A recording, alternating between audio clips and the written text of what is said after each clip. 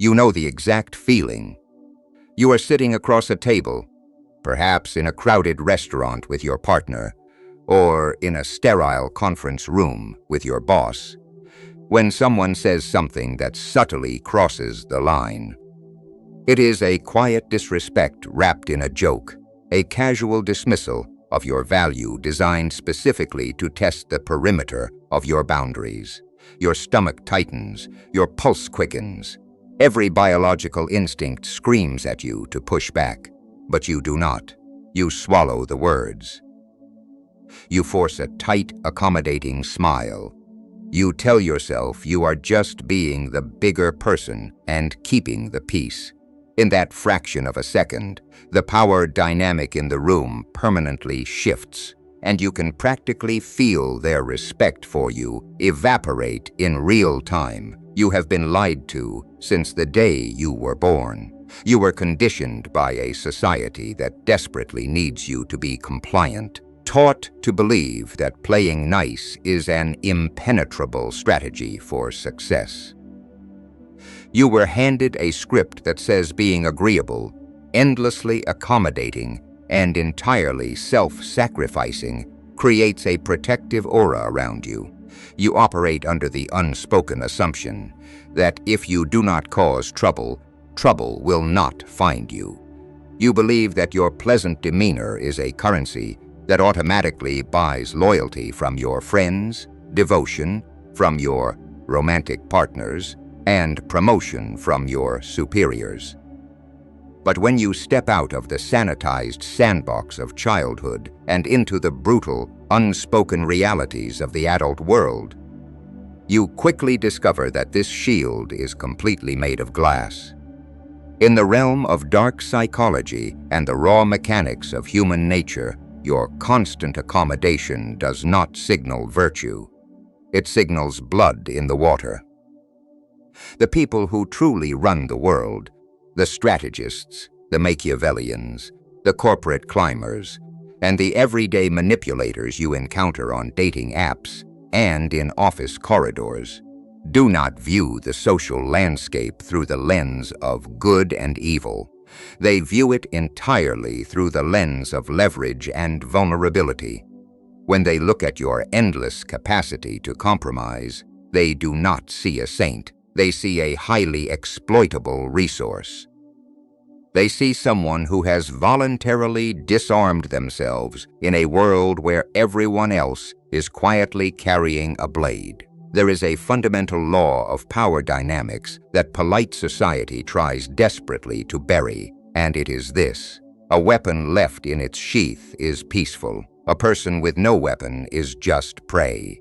You have confused your inability to fight back with a moral choice, holding onto the delusion that because you do not bite, you are somehow fundamentally superior to the wolves. This is the devastating trap of the covert contract. You walk through life negotiating a secret deal with reality that reality never signed. You give up your time, you absorb blatant disrespect. You do the heavy lifting while someone else effortlessly steals the credit, and you wait for the universe to acknowledge your sacrifice. You think your quiet nobility is building up a ledger of goodwill. You think the people taking from you are keeping track of your generosity. But watch closely what happens when you finally need a favor, or when you gently ask for the baseline respect you feel you have clearly earned. The people you have constantly accommodated will not look at you with gratitude. They will look at you with annoyance and contempt. By never establishing a cost for your time, a penalty for your pain, or a consequence for crossing your boundaries, you have inadvertently taught them that your value is zero. You gave away your power hoping it would make them love you, only to realize that human beings fundamentally cannot respect what they can effortlessly consume. Think about the most manipulative, toxic person you have ever known. Notice how carefully they operate around people who possess the capacity to ruin them. Notice how flawlessly polite they can be to those who project danger, consequences, and strict boundaries. Predators do not attack the strong. They do not waste their energy on difficult targets. They probe the perimeter of the room, looking for the one person who will apologize for being stepped on. That person is the one who has bought into the lie of unconditional goodness. You have allowed your own morality to become a psychological cage, engineered by people who are more than happy to break the rules, while you rigorously and exhaustingly police your own behavior. Every time you bite your tongue, every time you take the blame to avoid an uncomfortable argument, you are tightening the lock on that cage yourself. You are funding your own exploitation and calling it kindness. You sit in the dark, consoling yourself by calling it integrity. But the architects of human nature have a very different, much uglier name for your polite silence. The architects of human nature do not call your polite silence integrity. They call it cowardice, perfectly disguised and elegantly rebranded as virtue. It is the bitter midnight rationalization that haunts you when you are lying awake, staring at the ceiling, replaying an interaction where you were blatantly disrespected. You know the exact scenario. A colleague took credit for your weeks of grinding effort, or a partner crossed a hard line that should have ended the relationship right there on the spot. In your mind, hours later, in the safety of the dark, you imagine the confrontation. You think of the exact words you should have said, the precise leverage you should have pulled, the cold consequences you should have delivered. But in the actual moment, you did absolutely nothing. And to soothe the burning shame of that inaction, you construct a moral high ground out of thin air. You tell yourself, I am just being the bigger person. I do not stoop to their level. You convince yourself that your refusal to fight back was a noble, conscious choice. This is the most bitter pill you will ever have to swallow. But until you let it dissolve, you will remain trapped in the exact same cycle. Most of what you consider your inherent goodness is not goodness at all. It is just your fear of conflict dressed up in a tuxedo. Over a century ago, the philosopher Friedrich Nietzsche laid this out with terrifying clarity when he identified the concept of slave morality. He observed that in the ancient world, the definition of good was entirely linked to power and capability. To be good meant to be dominant, competent, wealthy, and strong. To be bad meant to be weak, timid, poor, and submissive. But the masses, the weak, who were entirely incapable of competing with the strong in the physical or social arenas of the time, staged a psychological revolution. They could not build the power to win the game, so they decided to demonize the concept of power altogether. They created an entirely new system of values that flipped the board upside down.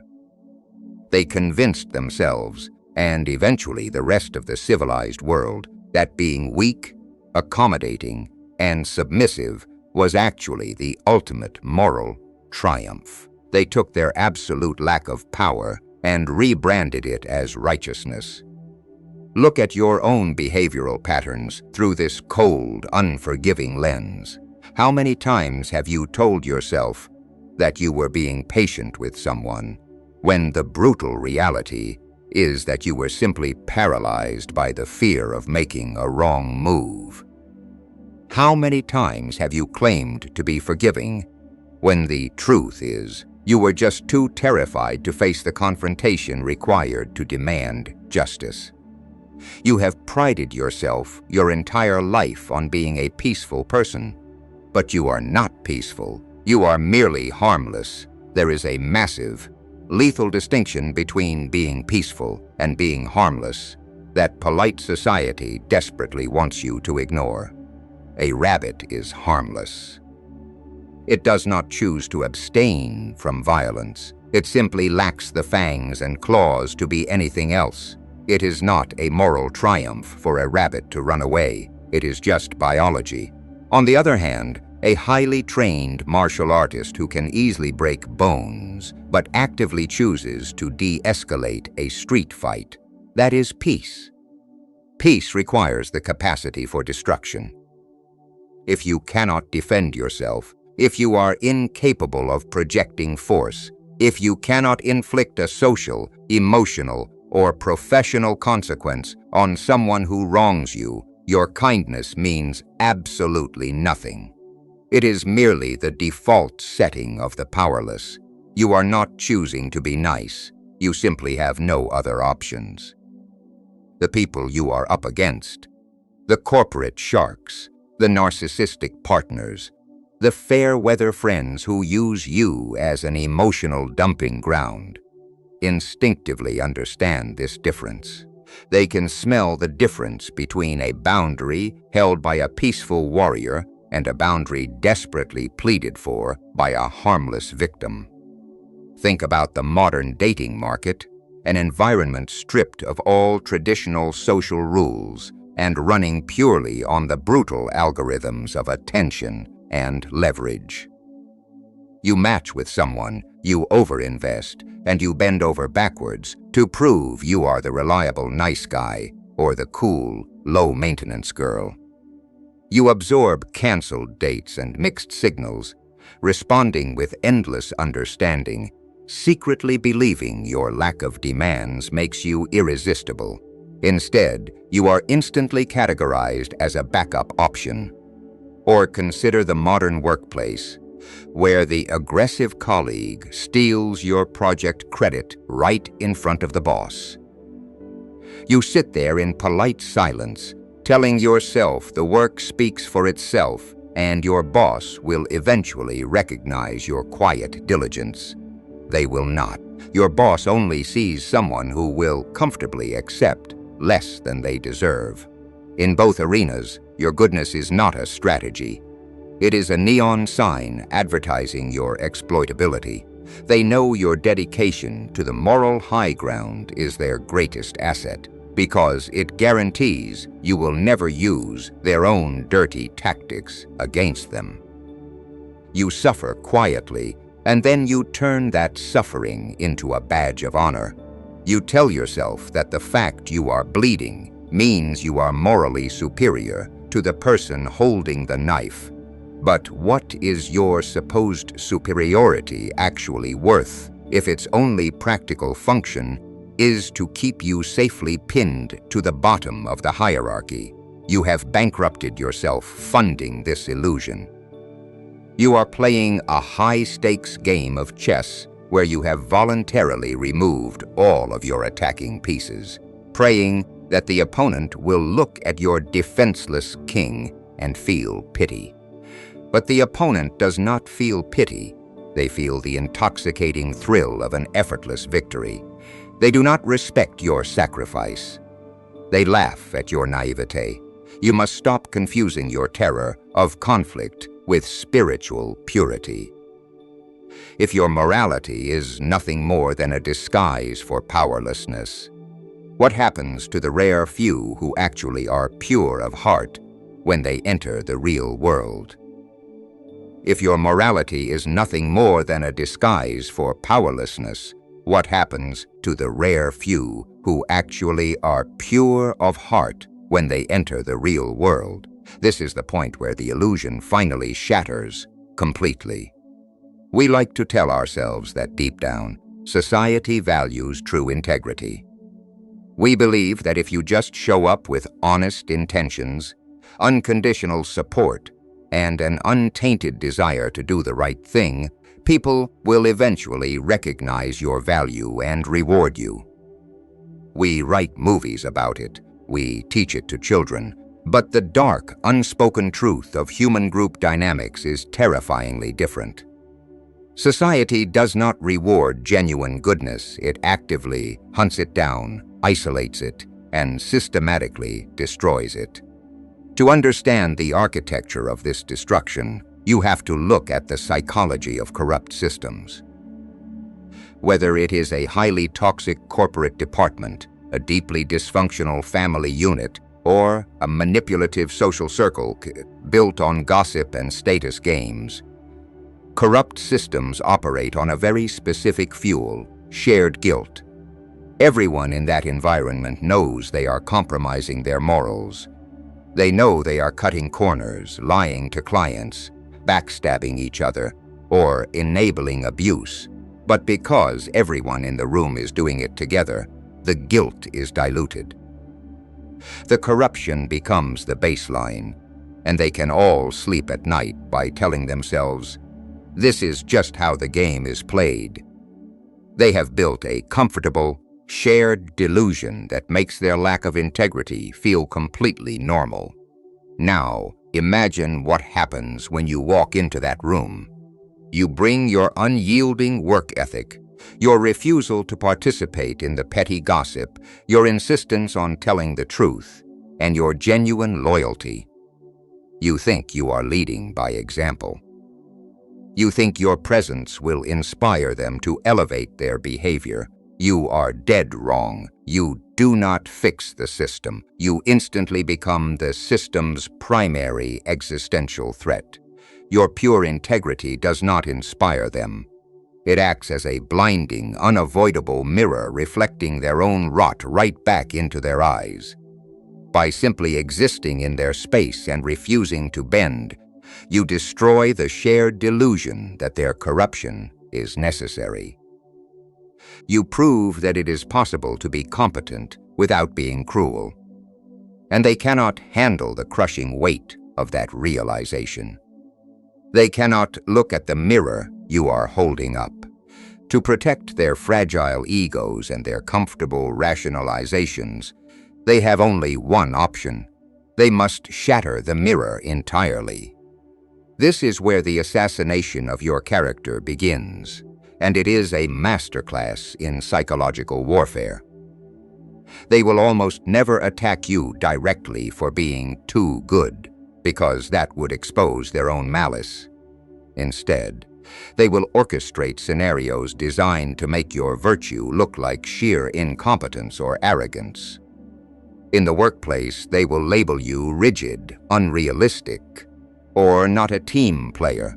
They will freeze you out of the critical, informal conversations where the real decisions are made, ensuring you fail your tasks because you lack the necessary context. In a dysfunctional family or a toxic relationship, they will gaslight you relentlessly. When you try to enforce a reasonable, healthy boundary, they will instantly accuse you of being cold, selfish, or overly sensitive. They will deliberately push you past your breaking point, wait for you to finally snap in exhaustion or anger, and then use your very human reaction as permanent proof that you are just as crazy and toxic as they are. This dynamic is exactly what Fyodor Dostoevsky mapped out in his masterpiece, The Idiot. He created Prince Mishkin, a character of perfect, untainted goodness, and dropped him into the manipulative, status-obsessed, aristocratic society of 19th century St. Petersburg. Mishkin does not play political games. He tells the absolute truth and forgives people instantly, and the result is an absolute bloodbath. The corrupt aristocrats do not fall to their knees and change their ways. They mistake his kindness for idiocy, exploit his generosity until he is entirely bankrupt, and use his endless forgiveness as a blank check to abuse him repeatedly. More importantly, his sheer purity agitates their dark consciences so violently that they begin to actively hate him. By the end of the novel, the sheer weight of their collective malice breaks his mind completely, sending him into absolute catatonic madness. It is not just a Russian novel, it is the exact blueprint of what happens when you bring an unarmed heart into a war zone. You thought the toxic partner would eventually be healed by your endless patience. You thought the narcissistic boss would finally recognize your quiet, honest, hard work. But you are bleeding out on the floor of a society that is laughing at your naivete. True goodness in a bad world is not a passive state. It is an act of extreme aggression against the status quo. The system requires complicity to function, and by refusing to be complicit, you have declared war on the system, even if you never raised your voice. If you are going to be good, you cannot be naive. You must be heavily armed, because the mediocre and the corrupt will never, ever forgive you for showing them what they lack. They break you, they mock your naivete, and yet you keep coming back for more, driven by the most dangerous lie you were ever taught. They break you, they mock your naivete, and yet you keep coming back for more, driven by the most dangerous lie you were ever taught. The belief that the universe is keeping score. You sit there, scrolling through your phone in the dead of night, and you watch the injustice play out in high definition. The aggressive, manipulative colleague who threw you under the bus last quarter is currently celebrating a massive promotion and a corner office. The narcissistic ex who drained your sanity, gaslit you into oblivion, and discarded you without a second thought is suddenly posting photos of their perfect new life, seemingly universally loved and completely unbothered. And you are sitting in the dark, emotionally exhausted, tightly clutching the receipt of your own good deeds, waiting for the universe to finally step in and balance the scales. You whisper the word karma to yourself like a protective mantra. You imagine the moment their life falls apart, convinced that some invisible cosmic force has been meticulously tracking your silent suffering and their unchecked malice. This is the fraud of the cosmic ledger, and it is the exact reason you feel so deeply, inescapably bitter. You have been conditioned to treat your morality as a transactional currency. You operate under the absurd delusion that if you suffer the indignities of a ruthless world with quiet grace, you are depositing coins into a spiritual bank account that is guaranteed to pay out a massive dividend of justice later on. But the universe is not a bank. The universe is deaf, silent, and entirely indifferent to human concepts of fairness. The rain falls equally on the saint and the psychopath. The French philosopher Albert Camus identified the core of human suffering as the absurd the violent, irreconcilable friction between our desperate human desire for meaning, order, and justice, and the cold reality of a universe that offers absolutely none of those things. When you finally open your eyes to the mechanics of power, you realize that karma, in the way modern polite society uses it, is often just a coping mechanism for the powerless.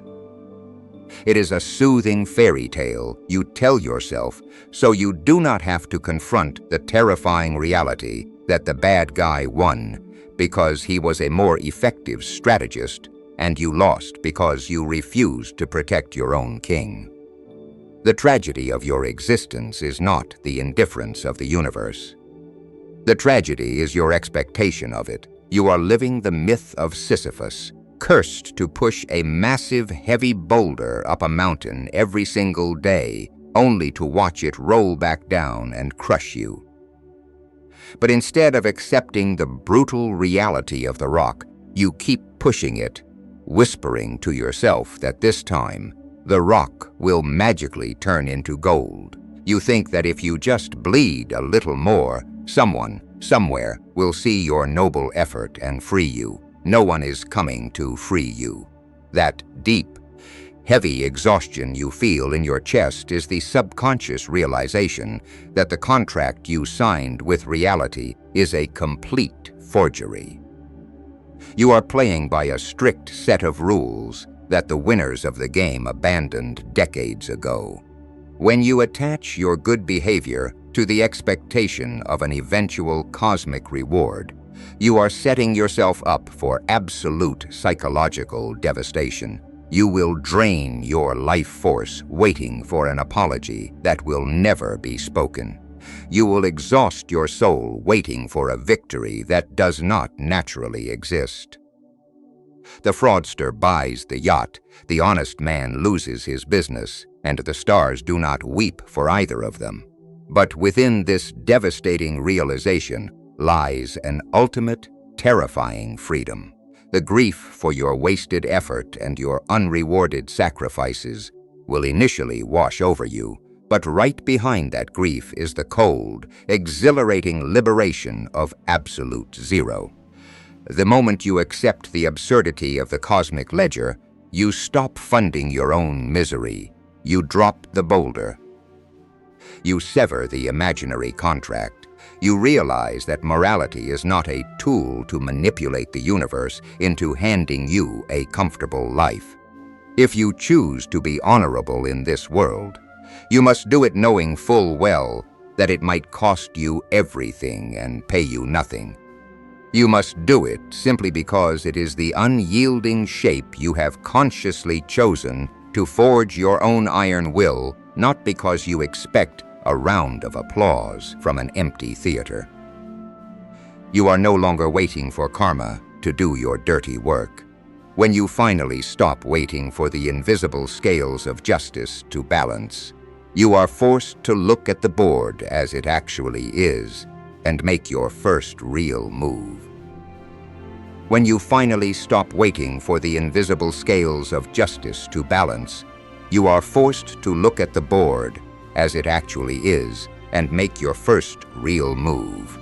To look at the board without the comforting illusion of karma is to understand that the game is played strictly with leverage. Picture the exact scenario that has played out 100 times before. You are in a high-stakes conversation, and the manipulator, sitting across from you, tries their signature move. They deploy a passive-aggressive comment designed to make you feel small, or they weave a pathetic sob story engineered to weaponize your empathy and extract your time. In the past, this was the moment your conditioning would take over. You would rush to soothe them, or you would nervously laugh off the insult to avoid making the room uncomfortable. But this time, because the cosmic ledger is dead to you, you do not scramble to appease them. You do not get angry, and you do not try to explain yourself. You simply stop talking. You look at them with dead, unblinking silence, and in that hollow space, for the first time in your life, you watch the panic flash behind their eyes as they realize their old buttons no longer work. To execute this move, you must fundamentally rewire a biological flaw in your own psychology: the desperate, exhausting desire to be liked. The need for approval is the ultimate liability in the world of dark psychology. Society grooms you from a young age to crave likability, teaching you the nervous laughter, the constant apologizing, and the reflexive habit of shrinking yourself to make others comfortable. But likability is incredibly cheap.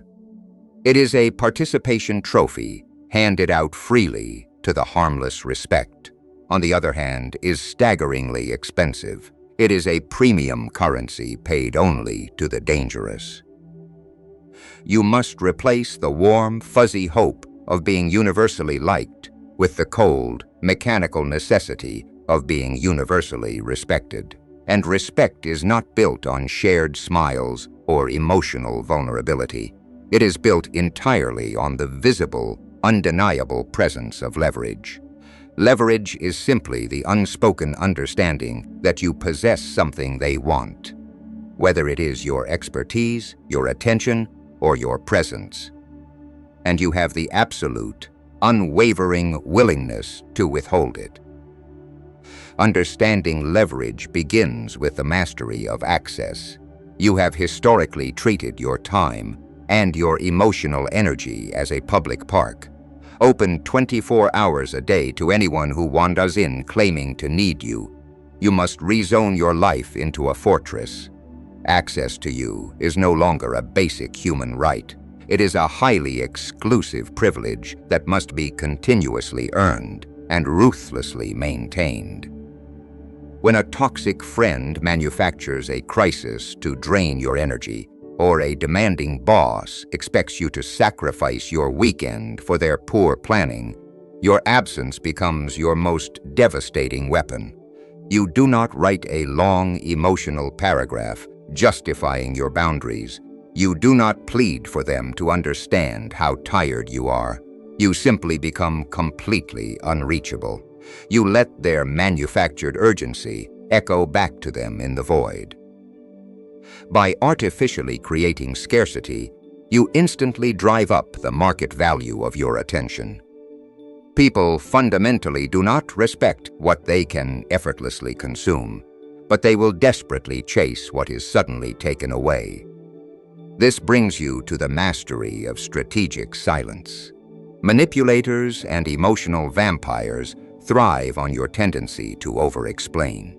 When they cross a line, they expect you to engage, to argue, and to try and make them understand your feelings. They want you to talk because they use your words as raw material to twist the narrative, gaslight your reality, and turn the argument back around on you. Silence deprives them of the oxygen they need to run their game. When someone throws a subtle insult wrapped in a joke, do not defend yourself. Look them dead in the eye. Let your face go entirely blank and say absolutely nothing. Let the silence stretch out for 5, 10, 15 seconds until it becomes physically agonizing. Let them drown in the awkward, heavy consequences of their own disrespect, in the unspoken mechanics of power. The person who speaks less controls the frame. Your silence signals that you are not desperate for their validation, and that their clumsy attempt to trigger you has completely failed. The final mechanism of leverage requires you to stop reading emotions and start reading incentives. You have spent your entire life playing amateur therapist for the people who abuse you. You analyze their childhood traumas, you excuse their bad moods, and you do their emotional homework for them, trying to figure out why they are hurting you. You must stop this immediately. Emotions are fleeting, subjective, and incredibly easy to fake.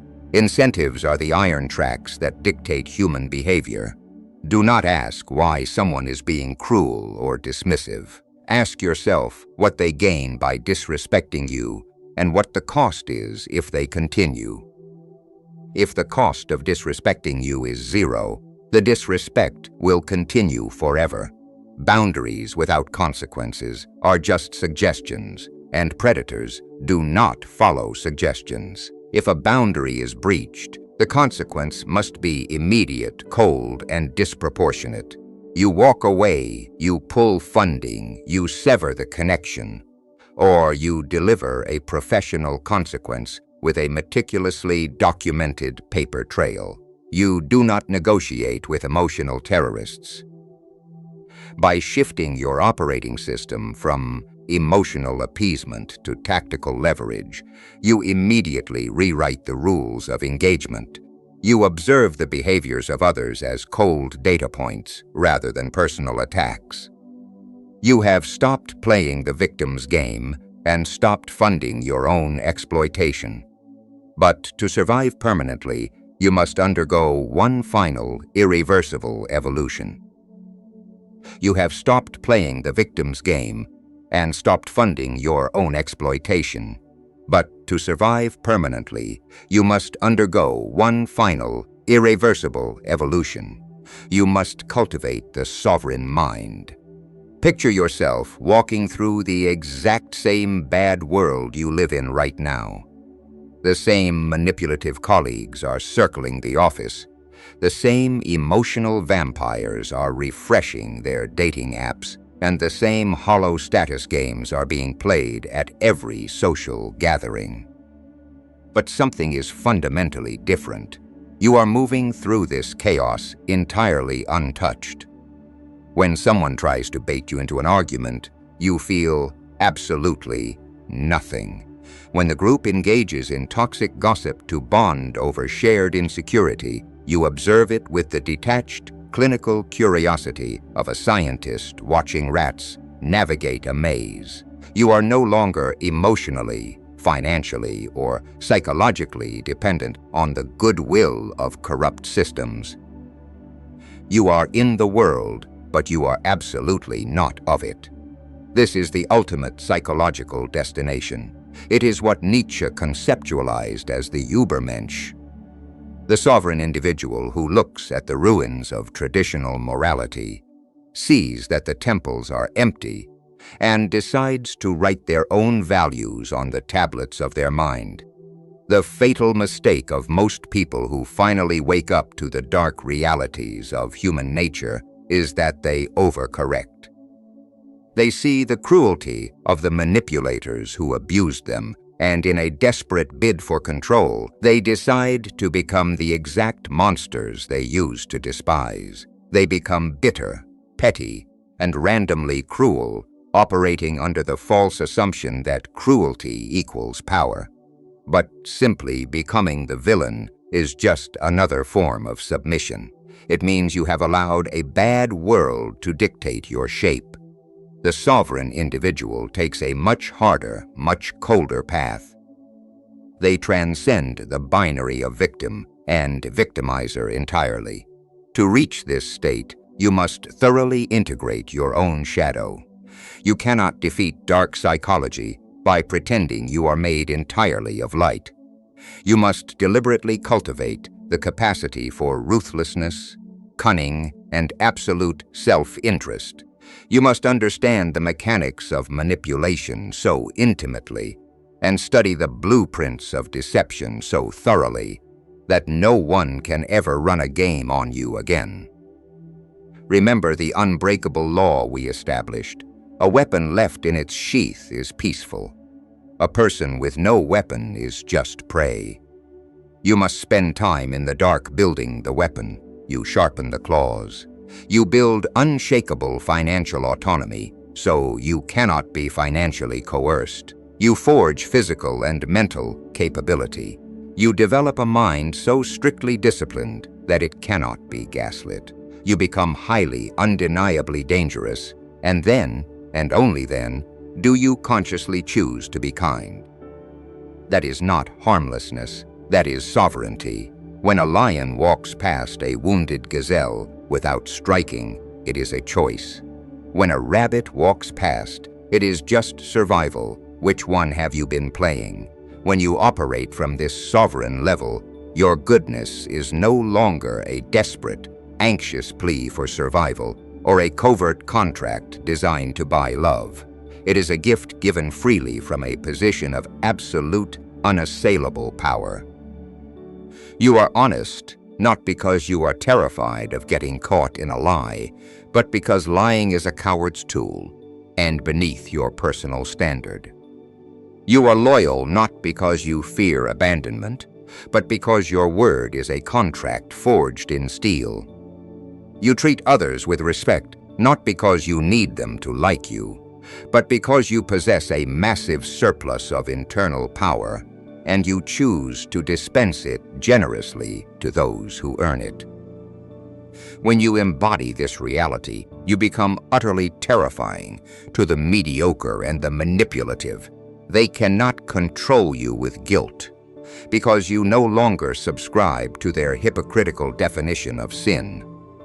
They cannot control you with shame, because you have burned your need for their external approval to the ground. They cannot control you with fear, because you have already looked into the abyss, accepted the absurdity of existence, and realized that you are the architect of your own fate. You become an island of your own authority. You no longer look to a sick, irrational marketplace of competing egos to diagnose your worth. You see the manipulators exactly for what they are. Predictable machines running on primitive software. You do not try to save them. You do not try to fix their broken systems. You simply outgrow them.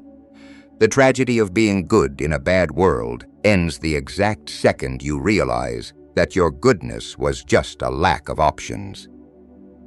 The tragedy ends when you claim your leverage. You have spent your entire life suffering under the weight of a moral code designed by people who wanted to keep you comfortably submissive.